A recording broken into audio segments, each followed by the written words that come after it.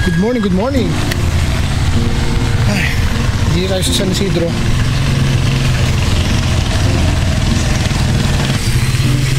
Hindi tayo pupunta. Pahinga muna tayo, recover. Okay, okay.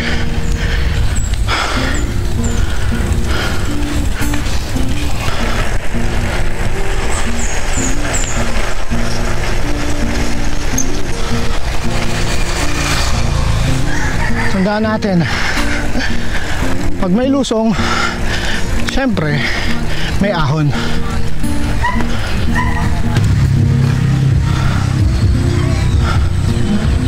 Kaya to hanggang sa kaya natin. Sigo pa naman to, isang ganun yan, no? Ayun, no, sigo. Taas pa rito kahit pa paano.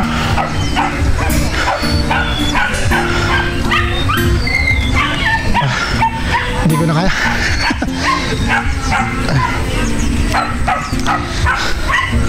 Wala. Tukod. Ensayo eh.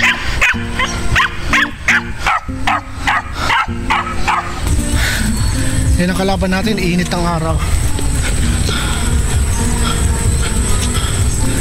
Grabe. Naaahon naman natin to noon, pero ang tagal na natin hindi nagbabike. Pwede sana magpasabi eh, no? Ito sasabi kong siko. Ayan, no? Ahon pa yan. Paes yan eh, paes. Paes na pabaliktad yan. Tingnan nyo. Ayan, no? Oh.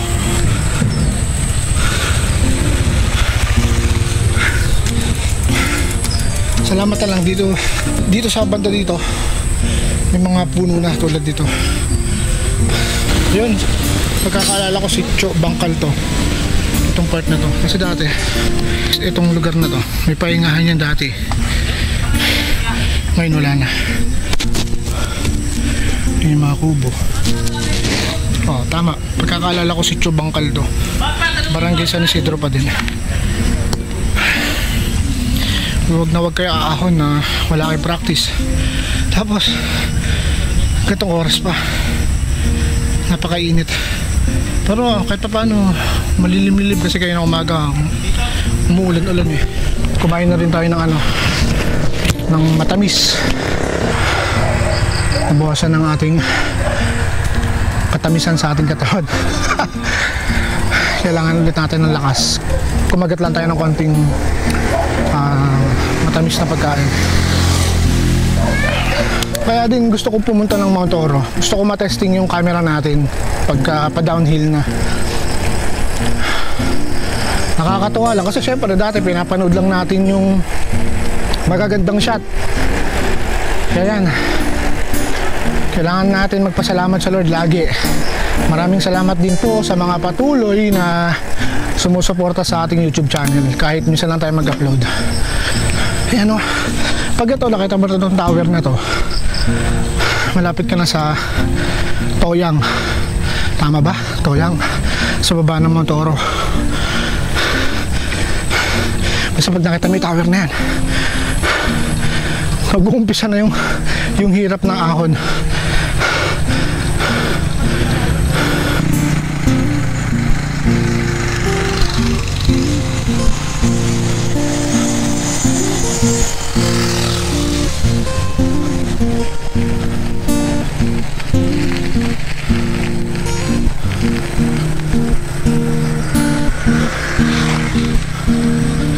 Itong part na to, yung nakikita nyo na yan, dyan dati ang pahingahan ng mga nagbabike. So indication to, pag nandito ka na sa part na to, kung pupunta ka ng Mount Oro, malapit ka na, maahon lang talaga. Pero pag nandito ka na, okay na yan, makakapagpahinga ka. Tulad dyan, ang ganda, diba? Ito yung masarap puntahan kahit malayo. Pag-relax ka, di ba? Priceless tong gatong view. What more pa pag nandun na tayo sa view deck sa Mount Oro. Ang plano kasi namin ni Kuya Rin, John Wendell, mag-ano kami, Sitio Ilas, tama ba? Sitio Ilas. Baka pagod din sila, kaya sabi ko ako na lang mag-isa tutuloy.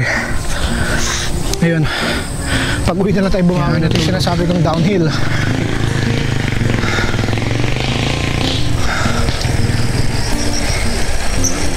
Yun yung part na yun, yung Sitio Toyang. Sitio Toyang, Camp Aurora. Yan yung mataas na part na yun. Hindi ko maituro eh.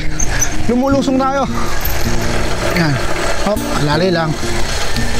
Itong part dito, pag nandito ka na, daan-daan ka lang kasi sa kanan may maahon dyan. Dito tayo, diretso tayo. So alalay lang kayo pag nandito kayo ha. Itong kanan ko, papunta yan sa Puray. Papunta rin ng Tabakuhan, madalas namin pinupuntaan. Pero dito ako sa Mount Oro.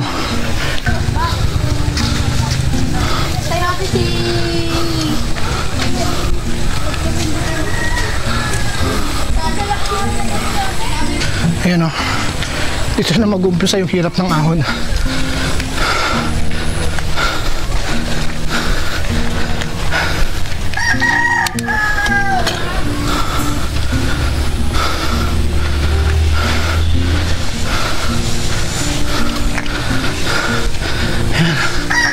Dito na mag-umpisa yan.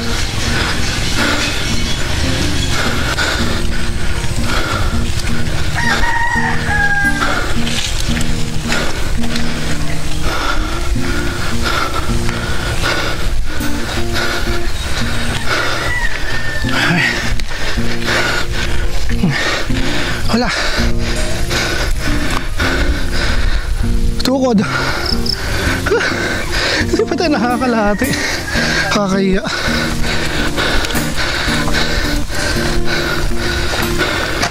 Morning po. Tukod po agad. Wala pa sa kalahati. Oo nga po. Wala kang kasampo lang. Ako lang po mag-isa. Ayos yan. Wala pa tayo sa kalahati. Pero guys, tignan nyo. Ang liwanag dito. Ang dilim na dito. Sa part na to. Abutan pa tayo ng ulan. Ngayon na lang ulit tayo nakabalik dito. Sakto, maganda naman ang panahon. Isa sa nagpahirap sa akin dito ay yung hindi ko makapit yung gulong ko. Gawa ng fast roller to, stuck kasi tong gulong ni Trek. Kaya yun, buti na lang hindi mainit o trick yung araw. Tsaka nakakatuwa tong mga bata na to na kumakaway. Sumisigaw sila na kuya, kaya humintong muna tayo dito. Tapos dahil natuwa tayo sa kanila, may sobra tayong dalang chocolate, binigyan na rin natin sila. Nandito na tayo sa Camp Aurora. Yan, ito ang Camp Aurora. Tapos ito yung bahay nila Rose, tindahan nila Rose. Silang kakausapin yung tatay nila, si Tatay Achilles ba yun? Pangalan ni Tatay Achilles. So yun, sila yung kakausapin mo, kukontakin mo para makapag-camp ka dito. Overview yan, maganda yung taas niyan. Katapan, nakakalahati na tayo. Wala si Rose eh, mamaya na lang siguro. Ayan o. Kahit dito may recovery din eh. Magpahinga ka lang doon kala Rose, may tubig sila doon na malamig, pwede kang bumili. Tapos dito yung simbahan, naahon ka pa dito sa taas. Kaya talagang thank you Lord kasi madilim. Hindi naman mainit masyado. So ito na yung simbahan. Pag nakita mo na to, kanan ka na dito. Ayan, pwede ka rin magpahinga dyan sa damuhan.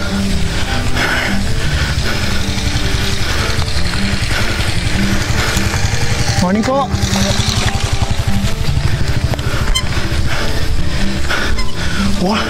Wah, inahon. Isa sa napansin ko dito sa daanan papunta ng Mount Oro yung lumalim yung rats o yung kanal dito. Kaya kailangan may konting pag-iingat din, tsaka nagpahinga na rin muna din tayo dito. Maambon na. Kailangan natin makapunta sa pinakataas. Ayun ang pinaka-goal natin.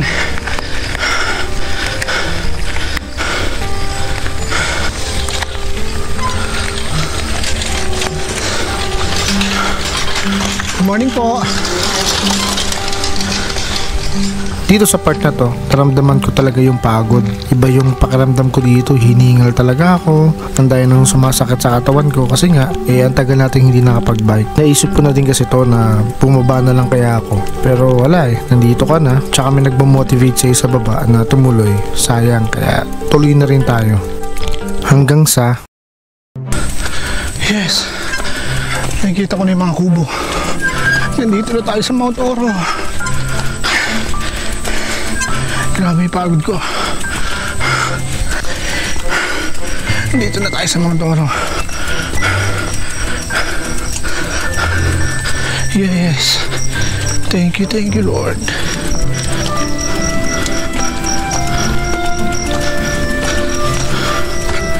Morning po.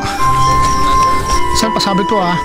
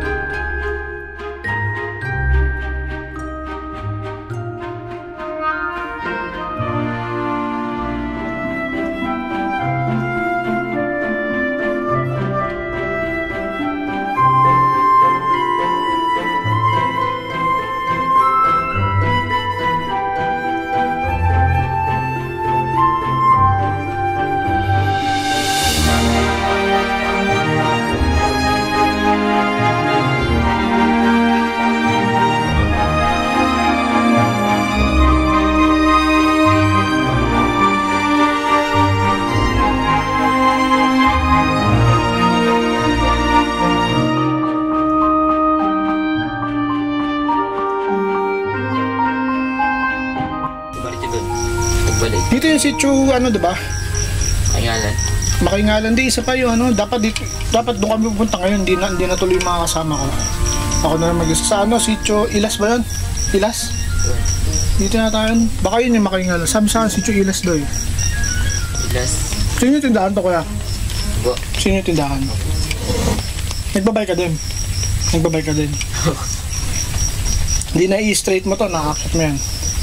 Bihira na po mag-bike. Hindi na po kasama sa mga sa grupo ko din Sarap ng buko ni Kuya JR. Maganda timpla ni Kuya JR dito ah.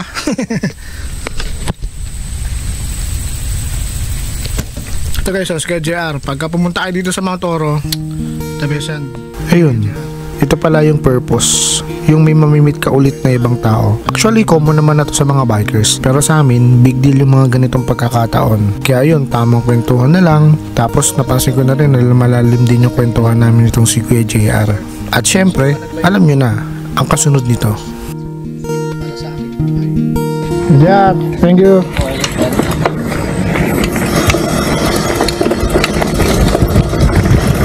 May pumodoro yung nakaputi? Oo, nasa taas. Sa taas, dyan sa gilid. Yung naka-blue bag. Sige po. Ingat po. Sige po, ingat din po.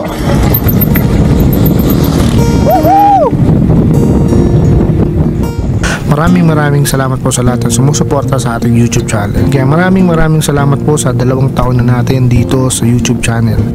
This is Musicalista, MLN TV Stories. Ito ang kwento natin.